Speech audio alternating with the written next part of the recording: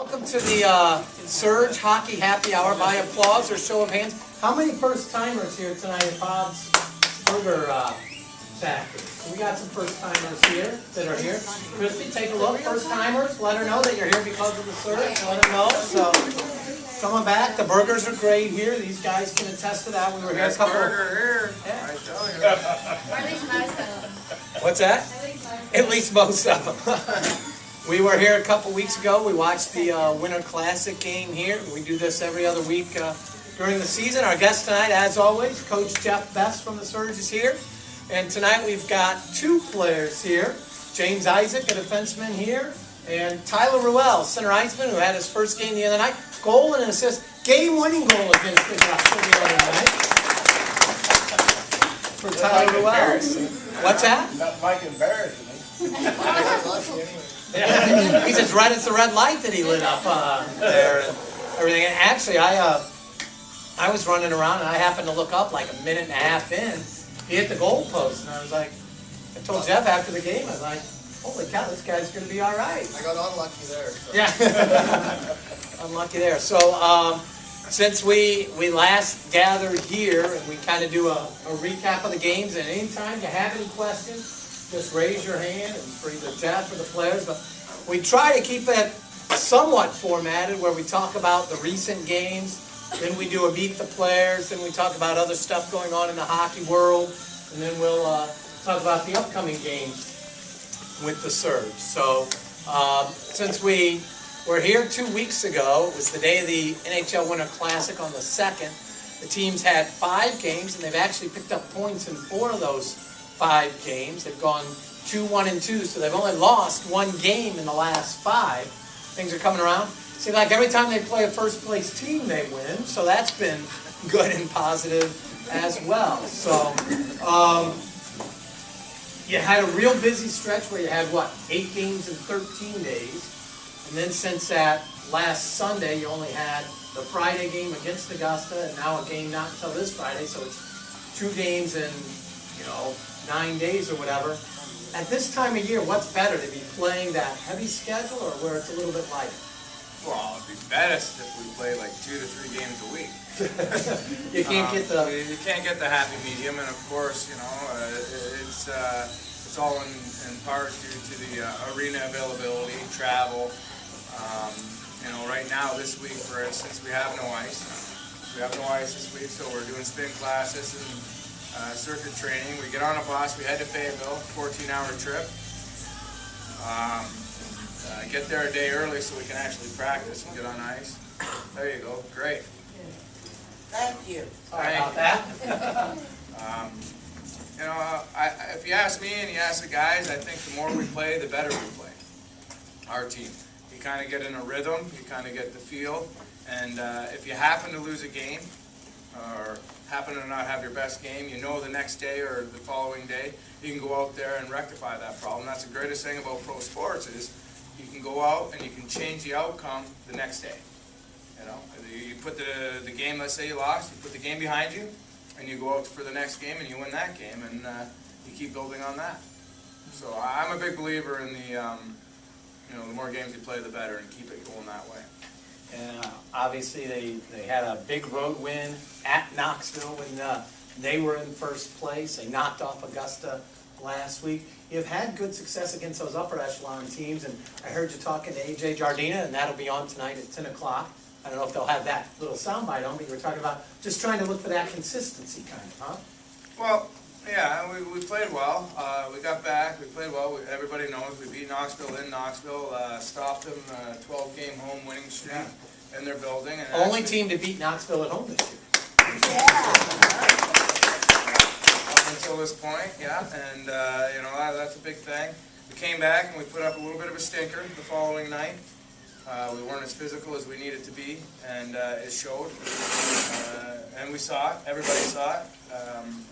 We're working on to rectify that problem, and we should, and we will. And then we played Sunday. We played decent enough, but we just didn't have that killer instinct. We had lots of opportunities against the River Kings on the Sunday, and lost in overtime, mind you, but we had a lot of opportunities in the third period when we were up 2-1. We scored one of those opportunities. We had 3 2-on-1s, a breakaway, and a 3-on-2. and goal scoring opportunities, and we got to get that killer instinct to score that goal, and you know, to put the game away. It goes 3-1, and as opposed to being 2-1, and you know, they come in and happen to get a lucky tip goal to tie the game up, and when it goes into overtime, it's anybody's game. So. You know, that's something we're working on, but you know, we got a point out of it. A little bit let down after the big, exciting game and the emotions that we had. You know, obviously with the young team, that's something that we got to fix or look into, where we can bring that, as you put it, consistency each and every night in every game, and we're working on it. We're working on it. We're getting there. We're bringing new guys in. You know, change the culture a little bit to have that instead of being so comfortable. We want to keep winning. You know, it's not where you start; it's where you finish. And our group here and the guys are buying in that we want to win our last game. And if you win your last game, everybody here will attest to that you have a successful season, a very successful season. You know, so we're getting there. We're working hard with the additions we're making. We're working very hard. The guys do work hard. Very hard. I've always said that they work very hard. I'm very happy with the work ethic. We've got to work a little bit smarter and continue to keep going and keep building on the success that we have.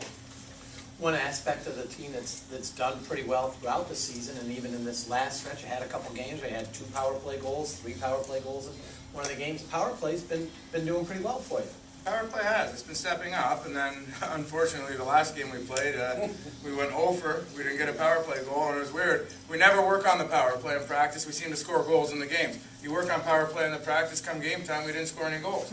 It makes me think, well, we don't need to work on it. You know, but it's just chance and opportunity. When you're on the power play, you want to outwork the other team. You still have you're a man advantage, but you still got to outwork the other team. And you know, get in front of the goalie and get into the ugly areas to score a goal instead of staying out on the perimeter. And that's you know, something that we've addressed and something that we've been working on as well. And you know, the overall offense has come along a little bit. You've had a stretch there where it seems like, boy, it was tough to get more than 2 or 3 goals a game. Now you have the 4-goal game against Augusta. You put 6 up on the road in Knoxville. So even through that, getting some more scoring throughout the lineup. Well, it is, and you know, that's just a bit of confidence. You know, if guys get confidence, you're going to score goals, and going to the net. I've never seen a goal scored where you haven't taken a shot, ever. You know, very rarely will you score a goal, and these guys will agree with me on that one too. Is if you don't take a shot on goal, you're not going to score. And it's that simple. And we were trying to get too pretty at times, trying to make the perfect play as opposed to putting the puck on the net and getting in there and battling and banging in rebounds. And when you do that and you get more aggressive in that respect, then you can try to make those plays, and those plays that will open up for you after you you know, initially give that you know, hard work and battle it and win the battles in the battle zones. If anybody has any questions for Jeff, just raise your hand at any time. But we're going to introduce James Isaacs first, defenseman. Go ahead and you can applaud for James. I saw you starting to clap over there. Oh, his first year with the Surge here, and if I remember right, had a goal opening night, correct? That's right. There you go. Oh, So, yeah. I was going to say, had a goal against Augusta. Just kind of tell us a little bit about your hockey background, where you're from, how you wound up here with the Surge, and then we'll get into some specifics about this season. I grew up in Victoria, British Columbia. If anyone doesn't know, it's an island just like southwest from Vancouver. I grew up there, played minor hockey, played junior B when I was 16. I ended up going up to Campbell River for junior B, and then went over to Fort McMurray, Alberta, which is very, very cold up there. So I went up there for junior A. Not that you guys you'd find it way too cold. All of Canada is cold. Yeah. That's a lie. So I went up there for junior A, and then I took a scholarship to University of British Columbia in Vancouver, and that's where I met Tyler Ruel, and had a lot of fun there. The city was great, university was great. Unfortunately, the hockey wasn't going too well for me, so thought it'd be time for a change instead of getting stuck there for 5 years. So ended up going to Rio Grande's camp, where Jeff used to, coach and play with for Terry Ruskowski up there. And when I got cut, he sent me down here. So here I am now. Thank you, Roscoe. Absolutely, and I'm not gonna. We're very happy to have James here. He's really come a long way, and he's got unlimited potential, and we're real excited to have him. And you know, he's really coming into his own, especially on the power play. He's a big key to the power play right now, and he's going to get more time out there, and it's good to see. Now, James and I, and those of you who have been here at our other hockey happy hours, know that we don't talk about topics in advance. We just go by the seat of our pants. You guys have seen that, obviously. We didn't talk about this, but I actually was going to bring it up because I just saw a weather forecast. Tomorrow, we're talking about a record high, and it'll be January 17th, 72 degrees, the forecast high here. Now, you were just talking about the weather, and Tyler, you were saying that it's not cold everywhere in Canada. So let's talk about that first, James, you know. What's that like for you? I mean, you get out of practice, and you're in shorts, and you're 70 yards from the beach. Well, I was just looking at, I was talking to some of my friends in Fort McMurray, and it's minus 42 degrees Celsius right there. So, even though that's Celsius, it's still cold Fahrenheit, folks. And for the most part, like where we're from in, you know, Victoria, Vancouver area, it's actually quite, you know, mild. It gets maybe to freezing temperature, but right now it's snowing. So tomorrow it's, that's great. I can't wait. Beach weather. It's pretty much the same as Seattle weather. We're from Seattle also. It's like right across the water. So Seattle weather's the same. It rains a lot, and it's nice and sunny. Big trees though. Big trees. Like I said, but you don't get a lot of the real cold and snow. I remember seeing one time a big story, an NHL game. It was like a huge snowstorm in Vancouver, and it was, 96. Yeah, yeah. It was just like very unusual that you don't get a lot of snow there. It maybe snows once or twice a year, and if it does, it maybe stays for a day or two. Nothing too serious at all. 96 was an exception. I remember my dad and I actually, my mom's a nurse, so we had to take her, we had a 4x4 at the time, and we were running around, like taking all the other nurses to the hospital and stuff, because no one could get around.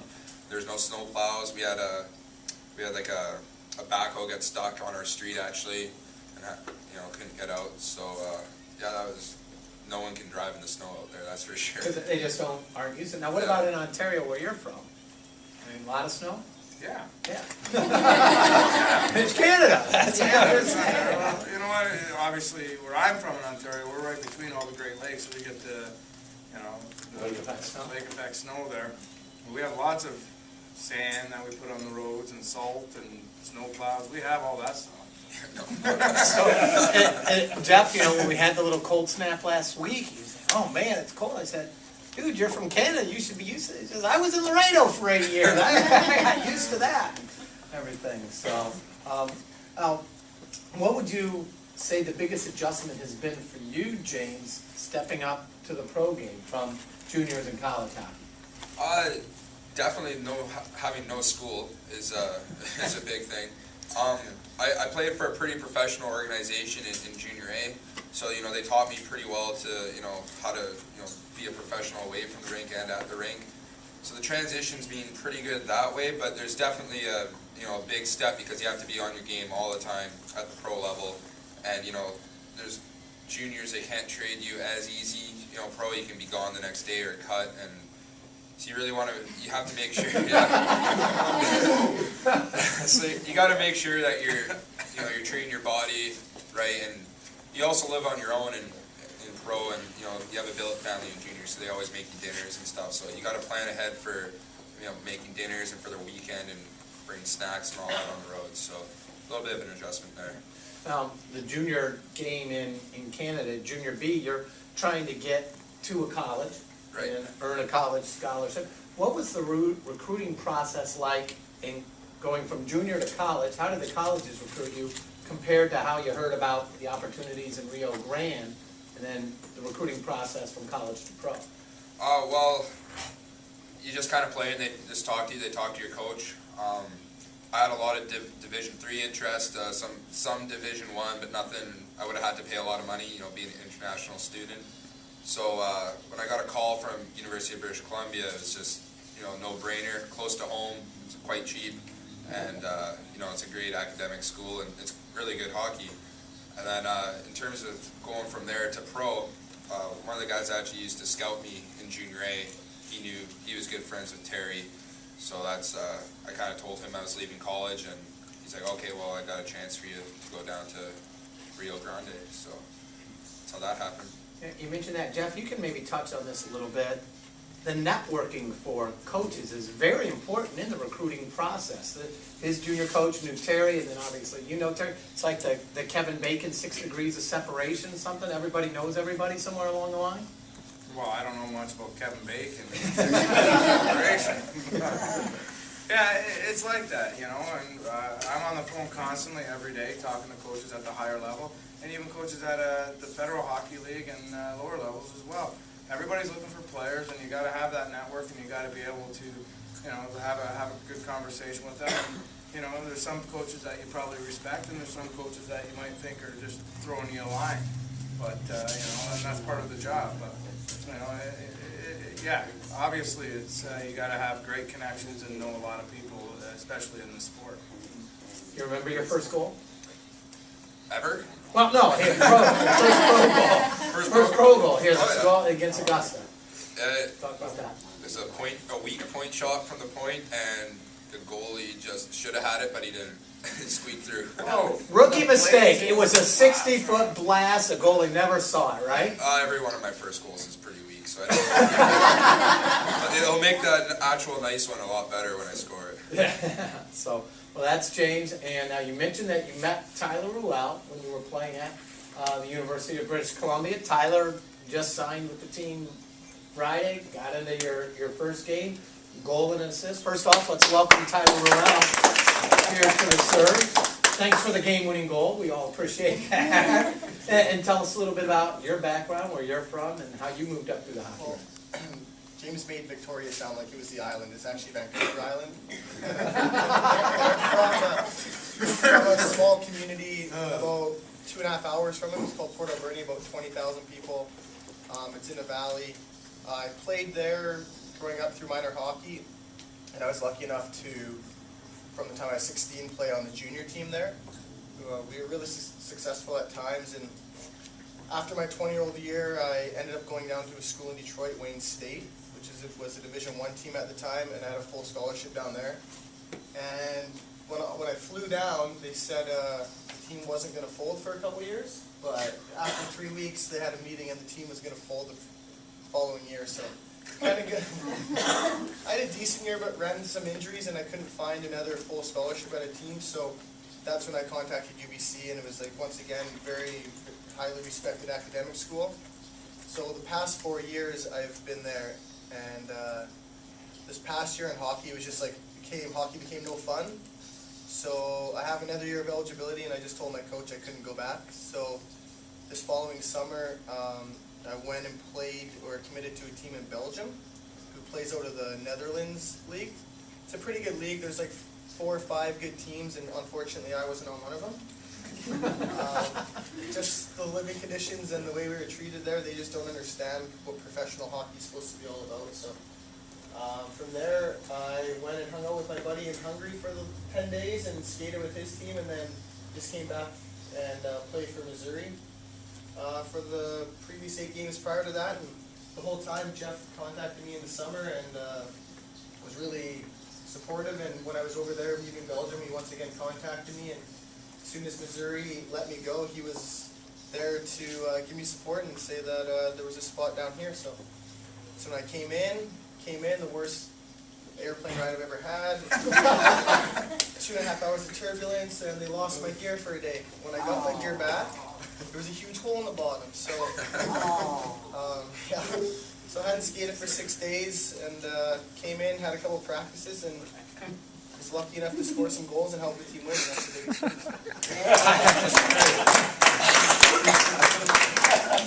I haven't had much chance to visit with Tyler. I didn't know that about the plane ride and the equipment. I mean, Jeff is usually like, yeah, they lost his equipment. You hear things about that, and those kinds of things happen. Well, I mean, we're glad that you were able to find it and everything. Talk about the relationship in college hockey. You know, you mentioned this last year.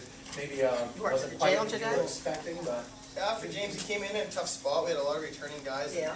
Can't say our coach really gave him a chance to play very much. So we got to know each other because we took a German class. You have to have a second language in our university to graduate. And unfortunately, my brain and second language doesn't go together. James was supposed to help me, but He was on his own program at times. But, so we spent a lot of time together and got to know each other fairly well. And yeah, so that's our relationship. Just, sometimes things don't work out, and I definitely don't blame maybe him for leaving. And it's probably the same reason that I ended up leaving. So our relationship's pretty similar in the fact that we didn't get along with our coach, and it's left us to here. When Tyler became available, I mean, you mentioned you've been talking to him already, and I mean, you had James here, and did you talk to him and say, hey, can you really help us right now? Or Absolutely. Your best part of recruiting is the players that have played with players. They can explain and showcase and express what a great city Biloxi Gulfport is. The coast, we'll call it, I guess, is better. The facilities we have here, and it's no better. You can hear it from a coach, but if you actually hear it from a person that you know and a player that you know that you played with, you respect it that much more. So of course, I said, hey, James. more.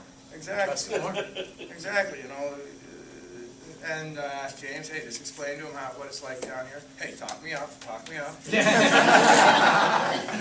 But, Buy you a beer. Yeah, buy you a beer after, buddy. But and that's how it goes. I talked to Tyler in the summertime. I was actually highly recruiting him. He was a player that was the very top of my list the day I got the job.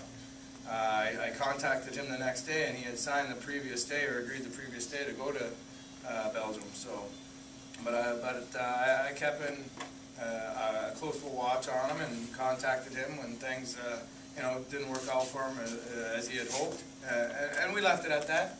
Which I try to do with players that I'd like to have or high recruits is, if something doesn't happen, certainly love to have you. Feel free to contact me, and I'll be watching. So.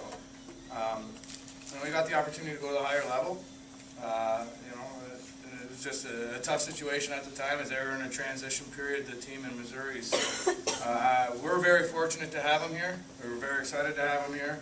He certainly made our team better, and we look for big things from him. Yeah.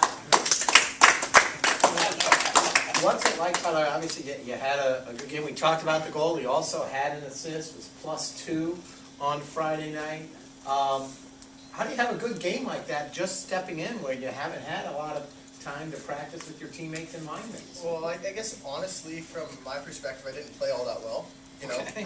So there's better things to come, folks. Kind of like that, huh? We'll be watching. Yeah, they're gonna hold you to it. It's not just numbers. Numbers sometimes can lie, but like in our own defensive zone, there's a lot of communication stuff and a lot of stuff I'm not really sure with, and some breakout stuff. There's a lot of stuff in the game that people might not know that I didn't do all that well. And a game like that, I know I kind of got a good feel with my line mate in a couple practices, with Steve especially, and I just go out there and play hockey. It's the same game that you've played forever, so just go out there and try and contribute and try and help out. So definitely once I came in here, Coach definitely showed confidence in me, and that helps you right away when the guys have confidence in you. Is that a coach's dream? Goal, assist, +2? Well, honestly, I didn't play that well. I could have worked better in the defensive zone. You gotta love hearing that, huh? No, that's exactly what you want to hear. That's exactly what you want to hear. You talk about the communication now. If you guys would have worked harder on the German, if you're on the ice, at the same time, you could use some German phrase, to tip it off the boards or something.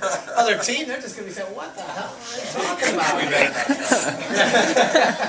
I was in Germany for 3 or 4 days this year, and I was trying to remember German, and it was just not there at all. It didn't work out. We'll skip German. Yeah. Now, off the ice, James, obviously here we talk about the weather. Golf is big down here on the coast. We got hobbies or other sports away from hockey? Back home, I play a lot of roller hockey in the summer. Out here, I haven't been golfing yet, but I want to. I guess we've gone bowling a few times. But I don't know. I like to go down to the beach and just kind of relax down there. It's nice if it's a nice day out, and I think we're going to go down and maybe hit some golf balls into the water if we can here in the next few days. Sort of like me when I'm on the course. I'm always finding the water there. Oh, might as well. I'm used to that. How about you, Todd? Well, I have a lot of, in the summer I fight forest fires in BC, so that keeps me pretty busy. And, I think that's good. You think that's good? Yeah. But besides that, I'm from a big fishing community, so I'm always out fishing and hunting, and I'm really big into golf. So Did you go fishing here? gonna I watch haven't it? gone fishing yet, no, I've just kind of settled in, you know. I was gonna say, you just You have got to here, have what? a license. I said, yeah. Plus it's cold, right? I'm Well, trying you to get have to away have from a the warm weather. license, so don't get arrested when you're. Yeah. It's expensive to have to be a foreigner to get a. Oh, Fishing Yeah, it license. isn't it just like Is it? $5? They not, you No. have to pay more? No, when Oh. you're from out of state or Yeah. out of country. It's the same as back home, you know, I'm used to seeing the price they are. You can't get a Mississippi driver's license? I don't think that counts. No. I You don't have know. an address here, you're not a foreigner anymore. I don't know how it works. We'll talk That's something I'll to, have to look into for sure. we'll talk to the Department of Natural Resources. We made some contacts on that and see what we can So a do. few free tickets. See what we can do for you there. And well, Victoria, is that a big fishing community, I would guess? Because you're right on the coast and right on the ocean then? Yeah, it's pretty big there, and not quite as big as Up Island, but a lot of city folk pretend to be fishermen down in Victoria, but a lot of the true fishermen go up north. See, now, I don't know, is he gigging him there? Is that a little shot there that he's taking at you when he's saying it? No, I appreciate that. It sounded true. You know, I'm kind of I'm a small town guy. I like going out in the bush. Victoria is kind of a bigger city and more dressed up. And our town is like where I'm from. It's an inlet, so all the salmon have to come to spawn. So we're lucky where we can just go I'll fish like 5 or 6 days a week before I'll work at 8 and I'll go out at like 5:30 for like 2.5 hours, catch some fish, and then come home. You know, so I don't see Victoria people doing that as often. Anyway, you mentioned that, you felt in your first game, some of the defensive zone coverage, things like that, you could work on and will work on.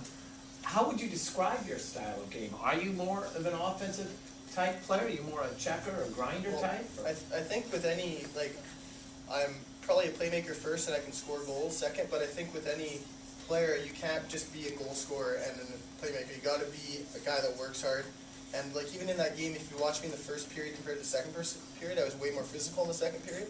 And I've had a coach who always used to say 3-step hockey, which is like skate and then the guy moves the puck, and if you can take 3 steps to hit him, you hit him. And once you start doing that, you're around the puck more, the puck starts finding you because you're always in those spots. So I just say first and foremost, I'm a hardworking player who finishes checks and likes to contribute both defensively and offensively. And lucky enough, I have some offensive skills where I can put the puck in the net and find my teammates. Yeah.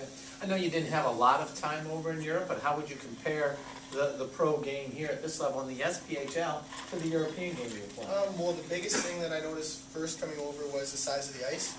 Remember my first pregame skate in Missouri was my first time on ice in North America, and it was wider. I ran into the boards actually a couple of times. I'm like, whoa, this is weird. So that being said, the less space means everything happens faster. So you get a puck, you see something, you got to move it, or you get a puck, you got to shoot. We're there, everything's spread out a little bit more, so you get the puck and you can see and make it pass. So the game's in a way faster here because the ice is smaller, but there's still, when I was over there, there's a lot of good players and 4 or 5 good teams, and the rest are kind of hit or miss. Wait till you get to, I guess it's Knoxville. It's a very small rink with no neutral zone and everything you talk about, an adjustment to a small rink. That one will really be an eye-opener for him, huh? Well, Yeah.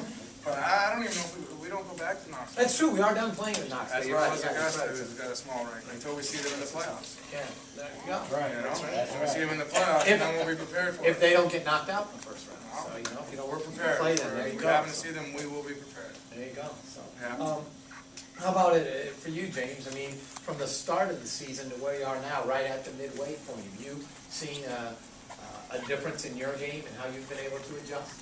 Yeah, to start the year, I was kind of, I guess, a little nervous that, I kind of get the puck and just throw it off the glass and out, and, you kind of have your head down when you're not playing with confidence, and, you get a string of a couple games where, you're doing the right things, and, the confidence builds, and, now I feel like I can, get the puck and skate it up, and, hit the red line and get it deep, or, maybe skate a little further and, make a play if I can, and, the biggest thing is confidence, and, I'm just kind of finding my game now, and, it also helps when, everyone on the team is on the same page, and I think we have a lot of rookies, and I think they're all starting to kind of find their game, so it helps, you're only as good as the players around you, and, everyone's getting better, and, I like to think I'm trying to contribute to that. You talk about that confidence, and it's such a fine line. I mean, here we talk about this stretch of 5 games since we last gathered here, 2, 1, and 2. I mean, you're 2 bounces away from being 4 and 1 in that stretch, and it's just that close and that fine, and that's the little things that you talk about and preach, isn't it? Well, it is, and I think both Tyler and James, Tyler expressed it, and the one thing that we're trying to preach as a team as a whole is supporting the puck and the puck carrier. Something, the game seems faster, but if you're supporting the guy, it's a lot easier to make a 5-foot pass or a 7-foot pass as opposed to a 35-foot pass or a 40-foot pass, And that's something we're trying to always make the pretty play or the long pass or the hope play, as opposed to supporting the puck and doing the simple things, almost dumbing the game down, so to speak, keeping the thing so simple that, Back to the basics. back to the basics, exactly, which we're doing, and when we've done that, we've been very successful. And James said, everybody getting on the same page and getting confidence. We're working on doing the first option plays. You get the puck, your first option, move the puck, and then go. We work real hard, and now we're starting to work real smart, and it's good to see when the guys gain the confidence like they're doing. And it's not just coming from me, it's coming from the other players on the bench as well and on the ice and in practice, boosting up the morale of the team. And that's something that you're going to get when you work with each other on a daily basis. And like I said at the start of the year till now, and like I say from now until the end of the year, that's what you need, and that's the steps that you're going to take. And as a coach, you're happy to see how it's progressing. Before we get into looking ahead and what's ahead for the Surge, we'll talk about some other things that have concluded here in the hockey world. Last time we were here, we were watching the outdoor game, the Winter Classic. I don't think the NHL, I don't think they announce a year in advance like they do with the All-Star. Have they set those sites for next year? The next one's going to be Michigan. It's going to be in Detroit at Michigan State, and it's going to be Detroit versus Toronto. Okay, I It's not officially announced yet. But that's That's sort of inside inside information. information. You heard it here first. Now, that will be the first time that they've done the Winter Classic that a Canadian-based team would play in the States. They actually started this, 2004, when Edmonton and Montreal played an outdoor. It's called the The Heritage Classic in Canada, and so they've done it. And actually, if it'll be at Michigan State Stadium, Michigan and Michigan State played an outdoor game. They had 104,000 people or something, 110,000 people, the largest crowd ever. So obviously, that'll add a different take to it, which might help spice it up. I was just wondering if you guys thought that maybe it was getting a little stale, but it's still such a huge event for the NHL, and it's not just a regular season game. It's an event. And now you get 2 of the original 6 teams in it, in a great hockey area like the Detroit area. I mean, that's going to be probably a big hit next year. Well, yeah, I'm not going to lie, I'm a Toronto fan. I hate to say it, but I'm a Toronto fan, where I grew up, and a Detroit fan. I'm right in between both, but I think that'll be fantastic.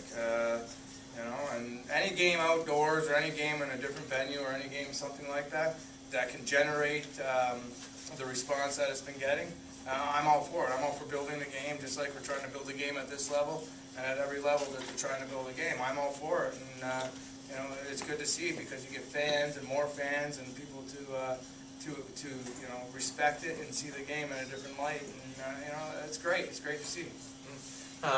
Another tournament that just wrapped up, and we'll ask you guys about it. Growing up, the World Junior Championships.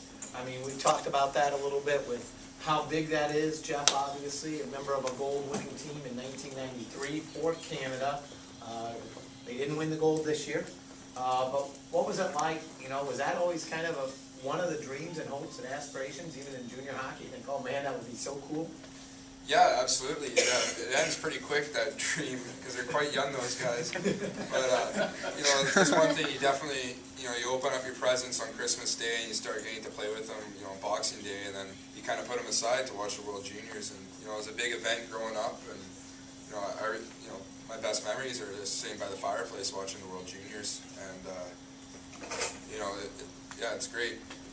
I think it's better than the Olympics for sure. It's probably the most exciting tournament in hockey. You have thoughts and memories of the World Junior Championships, Tyler? Are you watching the same Yeah, kind of thing? not as much. Did they have TV in Port Auburn? Port Bernie? Yes. Yes, I didn't have as many memories about it back then as I've watched maybe in the last 10 years. And by then, my dream of playing was pretty shot. So, it's a great tournament. And, you can see when you go overseas, like there's thousands of Canadians that go over just to watch that tournament. So it's definitely one of the best hockey tournaments in the world. This past year, I was lucky, for 2 years ago, I was lucky enough to be in Vancouver for the Olympics, and I gotta say that the World Juniors couldn't match that atmosphere. So it's still a wonderful event, and Canada is, if you don't win, you lose. So this year, you know, they lost to the Russians in a bad game, should we say, and you know, they managed to win bronze, and that's not easy to do after you lose that chance for goals. Wonderful event. But they don't look at it as winning bronze, they look at it as losing gold in Canada, is that pretty much it? Definitely, it's gold or nothing, but in that situation, you know, they gave a valiant effort, and you still have to win the bronze, it's not handed to you, so they won their last game, and I guess you can celebrate that a little bit. Well, then talk a little bit about what it was like in Vancouver for the Olympics. It was unbelievable. It's that atmosphere down there was just for 2 weeks. But you can just feel the electricity in the downtown sector. Vancouver is kind of like there's 3 or 4 bridges to get to downtown, and it was just packed. You couldn't move. It was all blocked off for the whole 2 weeks. And when that, sorry. Like Mardi Gras. Yeah, exactly, for 2 weeks. Yeah, and it was so cool seeing like other people from different countries, and then finally the last day of the event, when the gold medal game, I was down there, and after that game was finally over and people could breathe again, it was a zoo, and it was just something you'll never forget and something you want to experience again. Yeah, people could breathe again, the whole country holding its breath, Yeah, right? it was relief is what that gold was. It wasn't anything else, because that's what it was. Yeah, I was gonna say, so it's not euphoric, it's like, oh, we held serve, kind of like it. It's not like we won, it's like we didn't lose, I guess. So, well, that certainly had to be interesting, and certainly, It was, what's bigger? I mean, you're right there in Vancouver now, the Canadians won the gold this last year. We're 1 game away from winning the Stanley Cup. Would that have been bigger had the Canucks won the Cup? I was at Game 7, so yeah, that was, I don't know, that was interesting.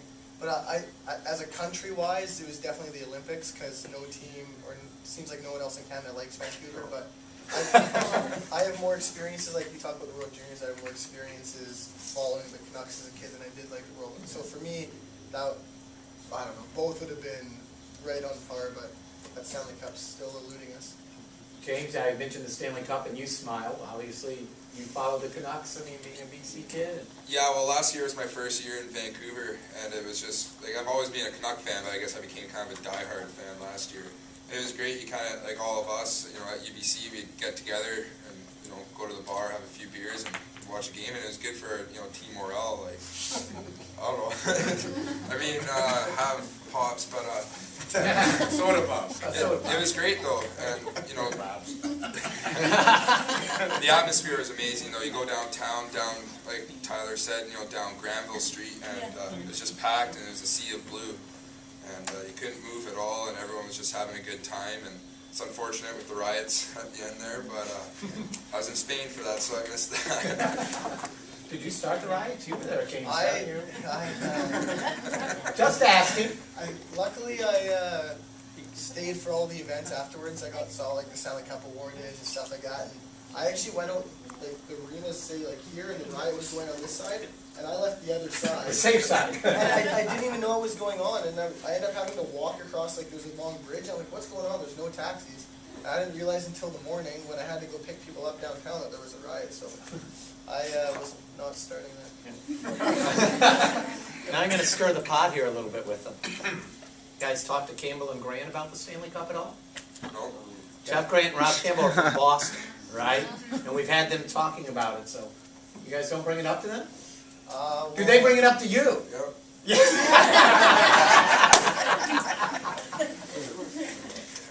And? We just bring up the Red Sox. That doesn't make any sense. Toronto won more than, well, Canadian, I don't know. With their collapses last year in the playoffs and everything. So I didn't know if there was any good-natured ribbing in the room. Well, You know, you mentioned that you do some bowling events, and the team was out bowling, little team building thing here today. I noticed Rob Campbell was wearing his Bruins t-shirt. yeah, I saw that too.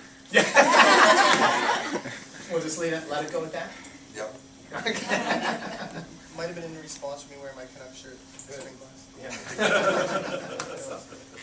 Now, with in the last couple of weeks, we've seen some different faces come in, especially in goal. Nick Eno still on loan to Wheeling. Corey Milan has played a little bit, and you're still very happy with the goaltending situation. Well, right? yeah, they're working hard. Corey did very well. Came in relief of Kiefer. Not that it was Kiefer's fault, but came in relief to try to spark some energy into a lackluster team at the time. And did good, and played the next game, and he's got a lightning fast glove. He's a quick goaltender. He works really hard, and he's a good kid. So, you never know what's going to happen, especially goaltenders. They're a different breed. They're a different breed. I don't know. I think he's going to be Zanaboni Junior. Zanaboni. Bill Zanaboni. Yeah, Bill Zanaboni. Right? Who played here Yeah. last year? Sometimes it was like he was the only one who was playing. Yeah. No, Any and, other team. and I don't know Bill. He doesn't know who is Bill Is Zanaboni. Bill I small? played against Bill Yeah. Zanaboni Is he years ago, yes. I know who Bill Zanaboni He's is. a good goalie. He's a good goalie. Relevance to right now is what? That he's Is he small like similar? is he you're- Bill? The new goal. Yeah, Milan Milan. Corey Yeah. is similar to Right. Bill We just got Zanaboni. used Yeah. to it. I think it's going to be like Yeah, Bill he's Yeah. so Zanaboni. well. Hey, he's got the opportunity and the Yeah. potential to be like him. He I plays think a very I'm gonna call similar him. style. I think I'm going to call him Zanaboni Jr. Okay, Yeah. I see what you're saying. And I don't know Bill's stature. I don't know if he's a big guy or a smaller guy. And you talk about He's a pretty good size guy. Corey being a smaller and quick. Better to be small and quick in goal, or be a little bit bigger, maybe not be as It's quick. like any player. You can be small and quick and be very effective, or you can be big and bruising and be very effective. And it's just it's sometimes it's what's inside of you and in your heart what makes you an exceptional player or just an average player. So he works very good. Like I said, I like both goaltenders. Yeah, they're a different breed, but they're working really hard and they're battling each other and they're pushing each other, just like when Nick Eno was here that he was doing. So I'm happy with the situation we have right now in goal. And again, kind of getting back to the networking, hockey being a small world. Kiefer, I know, is from British Columbia. Did you guys ever play against him at all growing up? Or I do you know I played a lot of summers with him in roller hockey, actually. So he was my goalie for quite a few teams. I played against him in junior B, but never at the junior A level because he stayed in BC. I went to Alberta. Were you familiar with Kiefer at all? I must have played against him, but I don't really pay attention. There's certain goalies like I know mostly because of the opposite hand. That's a little thing I noticed. Or if I played against him a long time, but I must have played against him when I was 20 and he was 17 or something. There was a little bit of a gap, so probably spread on him a couple times, but I don't know. Another Canuck fan, though. We outnumber Boston. Yeah, I was going to say, yeah. He was actually even going old school. He was wearing a Vancouver Grizzlies cap today. And the thing was, I mean, that looked fairly new. It's like, well, they've been gone for, 7 years, longer than that. Question? Yeah, when they get put up to the next league, how does that work? Do we have certain teams that our guys go to? Any team? No. They want to. There's an opportunity for a player to get loaned to a higher level. It could go to any team at a higher level. And you got the Central Hockey League, and you got the East Coast Hockey League. And if they feel so, that they want to take one of our players, it's No choice? Pardon me? No choice? Well, it's up to the player. It might be. Well, I mean, yeah, but I mean. But it might be a choice where, I just need a player for 1 game or 2 days, and the player might say, you know what, well, why would I want to do that? Why would I want to leave the guys I've been battling with? Or he might say, well, maybe this is my opportunity. But you present that to him, and then it's the player's choice up to that point. And obviously you talk to them about it and, see where they're at. And what I would do is talk to the coach and see if they're actually going to get an opportunity or not. And the key is, if they're going to get an opportunity, I think it's always best for the player to go. But if they're just going to go there and not play, maybe it's better for them to keep playing and being involved in a team and growing as a player. But ultimately, it is up to the player. Fill them in while we're on that topic. Little updates. I think you had a chance to talk to Chris Chambers today. He's with Bloomington in the Yeah, city. he's still up in Bloomington. He's doing well. Just called to see him, how he's doing. I'm sure he talks to everybody here more than he talks to me. That's Chris. But he's doing very well. He's a funny character, as we all know. But it's good to see him. It's good to see him be successful. Yeah. Yeah. Nick Eno still has not had any actual playing time in Wheeling yet. He hasn't. He's been on the bench. He's backed up. He's you know, the Wheeling is one of the best teams in the league up there, and second in their conference. So you know, it's one of those Who he's situations. playing with? Wheeling Nailers in the East Oh, I Coast mean, Hockey League. Oh, okay. Yeah. You know, and you were asking, there is no affiliation per se. Anybody could make a call to Jeff if they need somebody, and players will go up and come back. You know, it happened where I don't believe he missed any games with us, maybe because of schedule. Skelly, did he miss? He missed any 2 games with He us, didn't. actually. Okay, yeah. So he was. Yeah. But Sean Skelly is an example of a player who was loaned up and has returned Yeah. to us. So there's an example of how it can work There's 2 big games in Pensacola. that way.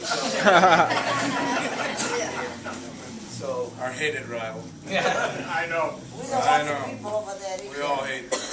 And that'll actually be the Surge's next home game on the 24th. So, Yeah. what does that do for you as a coach? I mean, you're getting ready for a game on Friday. Thursday, you find out, hey, your leading scorer is not going to be there. Some key player's not going to be there for you. Well, it just gives an opportunity for someone else to step up and play in a role that maybe they're not used to playing in. And it shows what kind of character the player has and what he can or cannot do. You know, it's always good to see a player get an opportunity to play at the higher level. And it also gives an opportunity for the players That's what they that call are in here. the Arcticus place. Well, there you go. It's always good to see for the players here to maybe play in a more important role on the team. Would it be power play, more penalty kill, more ice time? You know, it's all coaching's always a challenge, playing's always a challenge, and that's a great thing about sports and something you get up each and every day and look forward to. And actually, I mean, it does say a lot about the Surge when, you know, higher levels are calling on our players and saying, hey, we We see don't how like it though. this guy can help. Yeah, I mean, that's We got a good player. nature of the beast, but you know, I mean, it happens at every level except the National Hockey League. I mean, the American Hockey League, you know, they may be going along and then their player gets called up to the NHL. Well, you're not going to tell that guy, oh no, stay here in the American Hockey League, you know, go to the NHL. In the same way, players go from the ECHL up to the AHL. So that happens at every level, and I think it says a lot for Jeff and what they're doing here, and the fact that we've had, you know, Chris Chambers, Brent Clark, Nick Eno, Sean Skelly, all go up this year. I mean, I think that says a lot for what this organization is doing and helping, you know, promote players into their careers. So, all that being said, who do we have ready to go this weekend against Fayetteville? Are you guys in British Columbia? Western Canada is all spread out. When you were playing college hockey, was it bus trips or flights? College, we flew everywhere except for Lethbridge. When I was there, we bused. I don't know years before if they flew or not. So that was a long bus. That was 12 hours, roughly. Oh, so, okay. So this 14, 16-hour trip coming up this weekend, piece of cake, right? Well, in Alberta, our closest team is 5 hours away. Pardon? He's gonna be in bed, so. Yeah, in Alberta and junior, our closest team is 5 hours away, so used to travel there. But the flying was definitely a nice treat last year.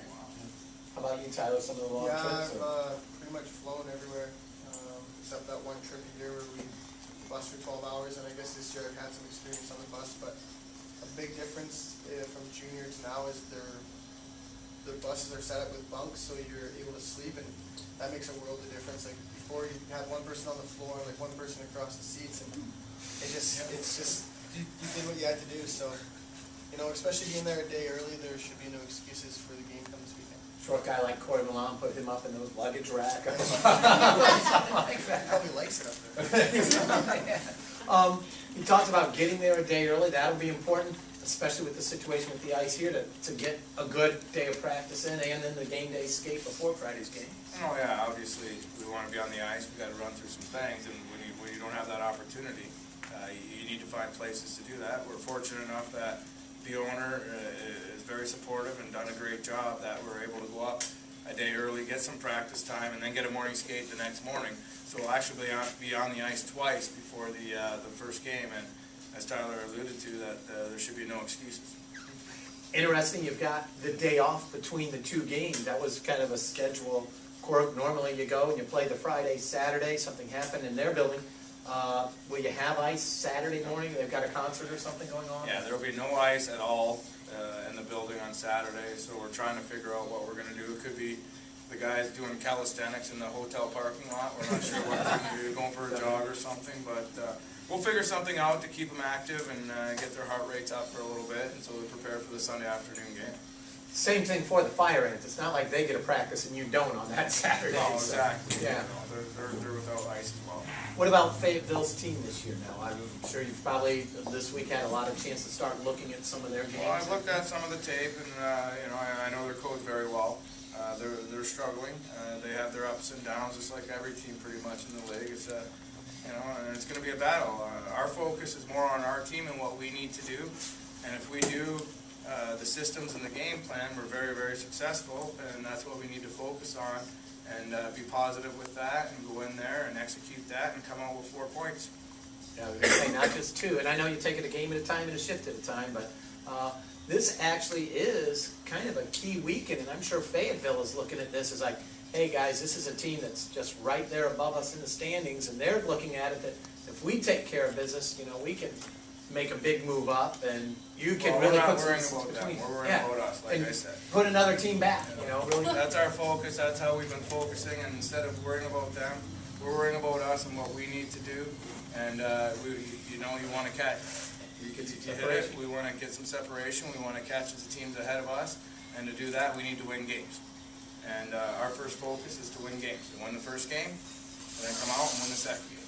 Are they a physical team, a fast team? Well, they have a veteran-laden team. They're a big team. You know, their defense likes to hit. They like to try to intimidate a little bit. But, you know, if you get on them, our game plan works very well against them. If we get on them and we attack and we pressure them, create turnovers to create scoring opportunities, they'll give the puck away. So with our high energy and the guys that we have, you know, like I said, if we worry about us and execute our game plan, we should be successful.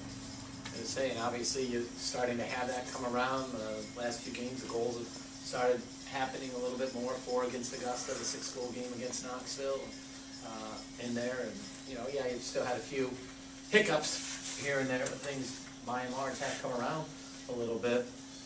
And the bus trip won't bother you guys? No, 'cause we do get there a day early, so like Tyler said, there's no excuses. And it's always hard when you're on the bus and you have to get up and play, but you know, we're going to get there, we'll be able to get our stuff off the bus and, you know, get a good meal in us before we have to play and get some ice, so that'll be huge. Yeah. And then, before we even start thinking of any negativity about a bus trip, that's part of the job. Yeah. That's part of our job. It doesn't matter. They got to come here. We got to go to Augusta. That's part of the job. We get up every morning and we get to do something we love doing, and that's playing a sport professionally. And that's part of the job. And you know what? There's a lot of other things that we could be worrying about. So it's not even a negative aspect for us. I want to give you a chance to talk about an unsung hero that probably these people may not even know the name. Maybe they know him. Jimmy Hodge. Jimmy Hodge. But he's the team bus driver. That he is. And He's a good man. He's a team bus driver, the biggest cheerleader on the road, and maybe the biggest butt kicker too. I'm not going to lie to you. He tries to get everybody motivated. He does a great job. He's pedal to the metal. You know, he can make a 12-hour trip in 10 hours, I think, no problem. But you know, without support like that, and you know, people that care, and that's what the organization is trying to do, and that's what we've been doing. Is, you know, we got everybody that cares and wants to win and wants to go in the right direction. And you know, without Jimmy, we wouldn't be getting to any of these places. So yeah, he's a key. He's an integral part to our team. I was going to say, definitely an unsung hero that fans wouldn't know about him, but you know, he's at all the home games I know too, and cheering on the team, and very key. We got a question back there? Okay. Again, if you have any questions or anything for, yeah. What would y'all be doing if you, like, couldn't play hockey? Not couldn't play hockey, Or weren't but, playing hockey, right? you know, like, what did y'all go to school for? You know, would that be something that y'all would be doing, or? I'd still be in school. Certainly. What do you want to do? What do you want to do when you grow up? I'm switching into the commerce program, program at UBC. It's pretty tough to get in there after, to start off. So a lot of people switch after the first year. So I'm kind of in the process of doing that. I'm actually taking a couple online courses right now, and I plan on going to summer school this year. So. Myself, I took psychology in school. I still have to do a second language because I couldn't pass the second language. Having said I need to finish that, but once I'm done there, I'd probably want to work with like high school kids, or like kids where you can really make a difference in their lives and help them make decisions, because that's an age where kids make bad decisions or don't have the male figure or like someone there to support them and give them some direction. So that's something I'd want to do. Would you be fighting fires?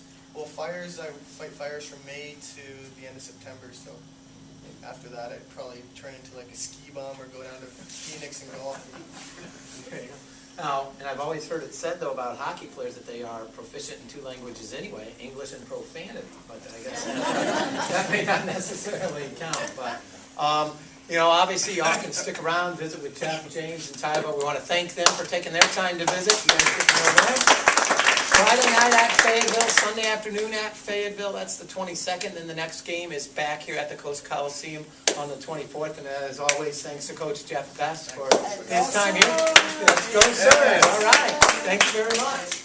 So, thanks, guys. Appreciate it. Very good. I wasn't understanding what you were saying.